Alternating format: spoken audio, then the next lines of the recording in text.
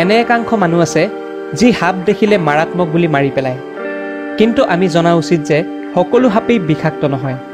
অৱশ্যে বৰ্তমানে নাহৰকটীয়া আৰু ইয়াৰ দাঁতি কাষৰীয়া অঞ্চলত বৰ্তমান সাপ দেখিলেই মাৰি পেলোৱা কাৰ্য বহুগুণেই কমিছে কিয় এনে হৈছে জানিবলৈ ভাদৈ নিউজৰ পল্লৱ দাসৰ এই বিশেষ প্ৰতিবেদন চাওঁ আহক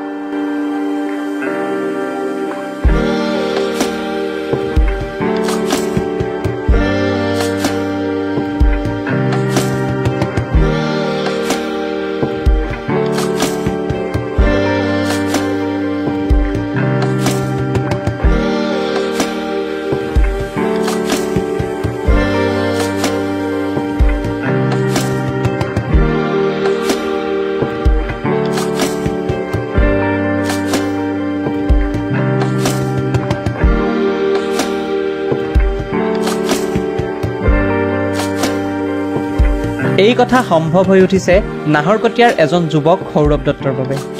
সৌৰভৰ এই ব্যতিক্ৰমী ৰুচিৰ বাবেই বিপদত পৰা জীৱ-জন্তুৰ জীৱন ৰক্ষা পৰিছে নাহৰকটীয়াত 2016 চনৰ পৰাই বিপদত পৰা জন্তু সৰীসৃপ আদি উদ্ধাৰ কৰি আহিছে সৌৰভে অসমৰ বিভিন্ন ঠাইৰ লগতে ৰাজস্থান উৰিষ্যা আদিত বিভিন্ন কৰ্মশালাত বিশেষকৈ সৰীসৃপ প্ৰজাতিৰ উদ্ধাৰৰ প্ৰশিক্ষণ গ্ৰহণ কৰি আহিছে মই সৰুৰে পৰা বন্যপ্ৰাণী জীৱ-জন্তুৰ ওপৰত ইণ্টাৰেষ্টেড আছিলোঁ তো ডিস্কভাৰী চেনেল বা এইবিলাক চাই ইণ্টাৰেষ্টেড হ'লোঁ তাৰপিছত লাহে লাহে এইখিনি আগবাঢ়ি গ'লোঁ 2016ৰ পৰা এইখিনি কাম কৰি আছোঁ তুমি প্ৰথম উদ্ধাৰ কৰা সাপটো কি আছিল কি বুজায় চকৰি ফেটি আছিলে তো মানুহৰ গঁৰালত সোমাই আছিলে এইটো উলিয়াই আনি জংঘলত মেলি দিয়া হ'ল বন বিভাগৰ সহায়ত এই ক্ষেত্ৰত তোমাক কেতিয়াবা বন বিভাগে সহায় কৰে হয় বন বিভাগৰ মানে বিশেষ ট্ৰেইনিং নাই সাপ ধৰাৰ তো কেতিয়াবা অসুবিধা হ'লে ফোন মাৰে কাৰোবাৰ ঘৰত যদি সোমায় তো আমি যাওঁ গৈ পিনে বস্তুটো উলিয়াই জংঘলত মেলি দিওঁ তুমি এই যিটো কাম কৰি আছা যিটো তুমি উদ্ধাৰ কাৰ্যসূচী গ্ৰহণ কৰি আছা এই ক্ষেত্ৰত তুমি ক'ৰবাৰ পৰা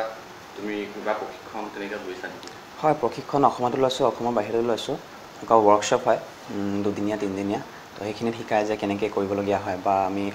অকল সাপ সংৰক্ষণ নহয় সাপৰ লগতে কেনেকৈ মানে ৰিচাৰ্চ লৈ আগবাঢ়িম ৰিচাৰ্চ ক্ষেত্ৰত আগবাঢ়িম সেইখিনিও প্ৰশিক্ষণ দিয়া হয় ইতিমধ্যে তুমি ক'ত মানে প্ৰশিক্ষণ ল'লা মই গুৱাহাটীতো লৈছোঁ লখিমপুৰতো লৈছোঁ তাৰপিছত বিশ্বনাথ চাৰিআলিত লৈছোঁ আৰু এইফালে ৰাজস্থান আৰু উৰিষ্যাত লৈছোঁ মানে অসমৰ বাহিৰত হয় অসমৰ বাহিৰত আৰু শেহতীয়াকৈ শুনিব পাইছোঁ তোমাক কোনোবা এখন জোট নিমন্ত্ৰণ দিছিলে জোট হয় জোট নহয় একচুৱেলি তো সেইটো ৱৰ্কশ্বপে আছিলে এসপ্তাহমানৰ কাৰণে ৱৰ্কশ্বপ আছিলে ৱৰ্কশ্বপত মাতিছিলে জোট নহয় এতিয়া তুমি বৰ্তমান সময়লৈকে 2016 পৰা যিহেতু তুমি সাপ উদ্ধাৰ কৰি আছা আৰু সংৰক্ষণ কৰি আছা বা মেলি আছা তো এতিয়া বৰ্তমানলৈকে তুমি কিমান সাপ উদ্ধাৰ কৰিলা আমি এইটো মানে আনুমানিকভাৱে কৰিব পাৰোঁ যে মানে 2016ৰ পৰা কামখিনি কৰি আছোঁ তো কোৱান্টিটিটো দিয়াটো কঠিন কিমানখিনি সাপ ধৰা হৈছে বা এনেকুৱা মানে তুমি ফোন আহিলে মানে যোৱা আৰু হয় তুমি কেৱল সাপেই উদ্ধাৰ কৰি আছা নে এতিয়া বৰ্তমানলৈকে নহয় মানুহৰ ঘৰত বনৰীয়া জীৱ জন্তু সোমাই যেনেকৈ ফেঁচাও সোমাব পাৰে বা আন কিছুমান জীৱ জন্তু সোমাব পাৰে সেইখিনিও উদ্ধাৰ কৰি আহিছোঁ সেইখিনি উদ্ধাৰ কৰি জংঘলত মেলি দিয়া হয় যেনেকৈ ফেঁচা হওক বা বনৰীয়া মেকুৰী যিটোক বন মেকুৰী বুলি কয় তো সেইখিনি হওক বা বেলেগ যিকোনো ধৰণৰ জীৱ জন্তু বা চৰাই চিৰিকটিও উদ্ধাৰ কৰি আহিছোঁ শেহতীয়াকৈ তুমি কিবা ওপৰত ৰিচাৰ্চ কৰিছা নেকি নাই সাপৰ লগতে এইখিনি আগবাঢ়ি গৈছোঁ আৰু লগতে ভেকুলী মানে মোৰ হ'ল ইয়াতে ভেকুলীয়ে কেনেকৈ নিজৰ প্ৰকৃতি পৰিৱেশত প্ৰজনন কৰে বা বংশবৃদ্ধি কৰে বা কেনেকৈ ইহঁতৰ ব্যৱহাৰখিনি স্বভাৱখিনি এইখিনি জানিবলৈ ইচ্ছুক তো সেইখিনিৰ ওপৰতে কৰি আছোঁ আৰু যে সাপটো যে তুমি উদ্ধাৰ কৰা তুমি কেনেকৈ অৱগত হোৱা যে আমুকত সাপ ওলাইছে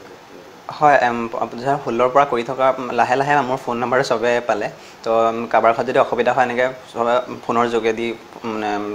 জনায় যে এনেকৈ সাপ এটা উদ্ধাৰ কৰিব লাগে ঘৰত সোমাই আছে অসুবিধা দিছে তো সেইটোৱে নাহৰকটীয়াত প্ৰায় 26 প্ৰজাতিৰ সাপ পোৱা গৈছে নাহৰকটীয়া অঞ্চলৰ ওচৰে পাঁজৰে তো সেইখিনি প্ৰায়ভাগ সাপৰ বিষাক্ত নহয় অবিষাক্ত তাৰে কিছুমান 5টা প্ৰজাতি আছে যিবোৰ মানুহৰ ঘৰত মানুহৰ লগত সংঘাত হয় বিষাক্ত সাপ চকৰি ফেটি হকা সাপ কলা হকা তাৰপিছত ভাইপাৰ যিটো সেউজীয়া চুটি চাহ বাগানত বেছিকৈ পোৱা যায় সেইবোৰ শেহতীয়াকৈ তুমি এটা বিষাক্ত সাপ উদ্ধাৰ কৰিছা সেইটো কিং কোব্ৰা হয় হয় তো দেখিবলৈ পোৱা নাযায় খুব কম হয় তো এই ক্ষেত্ৰত তোমাৰ কেনেকুৱা অভিজ্ঞতা হ'ল হয় সেইটো সাপ মানে জংঘলৰ দাঁতি কাষৰীয়া যিবিলাক গাঁও থাকে সেইখিনিত বেছিকৈ ওলায়। তো এনেকুৱা টাউনৰ বা জংঘলতকৈ দূৰত থকা গাঁৱত বা চহৰত নোলায়। তো সেইটো কিং কোব্ৰা আছিলে, ফেটি সাপৰ আৰু এটা প্ৰজাতি বুলি ক'ব পাৰি। সৰ্বোচ্চ দৈৰ্ঘ্য 15 মিটাৰ হয়, 15 ফুট হয়, 15 ফুট হয়। তো সেইটো জয়পুৰ টিপামত উদ্ধাৰ কৰা হৈছিল। মানুহৰ ঘৰত এমাহৰ পৰা দিগদাৰ দি আছিল, খৰি ঘৰত সোমাই থাকে। তো মানুহৰ কাৰণে অলপ বিপদজনক অৱস্থাত আছিল। তো সেইটো সাপ ধৰি উদ্ধাৰ কৰি দিয়া হ'ল জংঘলত। আৰু বন বিভাগৰ বন বিভাগে জয়পুৰ বন বিভাগৰ সহযোগত জয়পুৰ ৰেইন ফৰেষ্টত মেলি দিয়া হ'ল। বৰ্তমান সময়ত মানুহৰ ঘৰত প্ৰৱেশ কৰা সাপ উদ্ধাৰ কৰাৰ লগতে সেই স্থানত জমা হোৱা লোকৰ মাজত উদ্ধাৰ হোৱা সাপটোৰ বিষয়ে পৰিচয় কৰাই দি সাপ সংৰক্ষণ কৰাৰ সজাগতা সৃষ্টি কৰি আহিছে, যাৰ বাবে এতিয়া নাহৰকটীয়াত দেখিলেই সাপ হত্যা কৰাৰ যি প্ৰৱণতা বহুগুণে কমি আহিছে। সৌৰভে উদ্ধাৰ হোৱা বন্যপ্ৰাণী সাপ উদ্ধাৰ হোৱাৰ পিছত বন বিভাগৰ সহায় লৈ প্ৰাকৃতিক পৰিৱেশত মুকলি কৰি দিয়ে। এতিয়া নাহৰকটীয়াৰ বহু মানুহে প্ৰশ্ন কৰে সাপটো কি প্ৰজাতিৰ, বিষ আছে নাই, আৰু বিষধৰ সাপ হ'লেও যে মানুহক বিনা কাৰণত অনিষ্ট তথা প্ৰাকৃতিক পৰিৱেশৰ ভাৰসাম্যতা ৰক্ষাৰ ক্ষেত্ৰত যে সাপৰ গুৰুত্বপূৰ্ণ ভূমিকা আছে সেয়া বুজি উঠিছে।